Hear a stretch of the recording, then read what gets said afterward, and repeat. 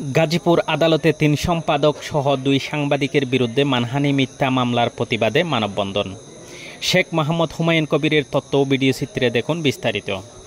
গাজীপুর জেলা সাংবাদিক ঐক্য পরিষদ আয়োজিত জেলার বিভিন্ন সাংবাদিক সংগঠনের ব্যানারে গাজীপুর জেলা প্রশাসক কার্যালয়ের সামনে ৩ সম্পাদক সহ ২ সাংবাদিকের বিরুদ্ধে গাজীপুর মেট্রোপলিটন জুডিশিয়াল আদালতে মিথ্যা মানহানি মামলার বিরুদ্ধে ও মিথ্যা মামলা থেকে সাংবাদিকের অব্যাহতির জন্য মানববন্ধন অনুষ্ঠিত হয়।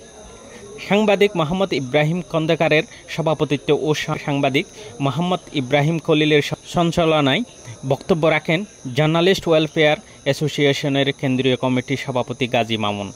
গাজীপুর জেলা সাংবাদিক ঐক্য পরিষদের সাধারণ সম্পাদক মোহাম্মদ রফিকুল ইসলাম রফিক, গাজীপুর মহানগর মোবাইল প্রেস ক্লাবের সাধারণ সম্পাদক অ্যাডভোকেট আলতাফ হোসেন সিরাজি, আমার জনতা অনলাইন পত্রিকার প্রকাশক ও সম্পাদক মোহাম্মদ সানাউল্লাহ নুরি, ভাষণ মেট্রো থানা প্রেস ক্লাবের সভাপতি মোহাম্মদ সাজ্জাদুল ইসলাম রাজ্জাক, কোনাবাড়ি থানা প্রেস ক্লাবের সভাপতি মোহাম্মদ সালাউদ্দিন ও প্রমুখ।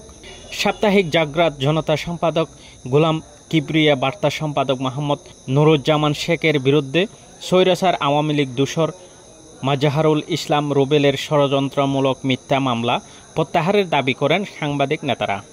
গাজীপুর জেলা সাংবাদিক ঐক্য পরিষদ আয়োজিত মানববন্ধন ও প্রতিবাদ সমাবেশ সাংবাদিকরা বলেন, আগামী ২৪ ঘন্টার মধ্যে নিরপেক্ষ তদন্ত করে সম্পাদক ও সাংবাদিকদের বিরুদ্ধে ষড়যন্ত্রমূলক মিথ্যা মামলা প্রত্যাহার করা না হলে আগামীতে আরও জোরালো আন্দোলন করবে সাংবাদিকেরা।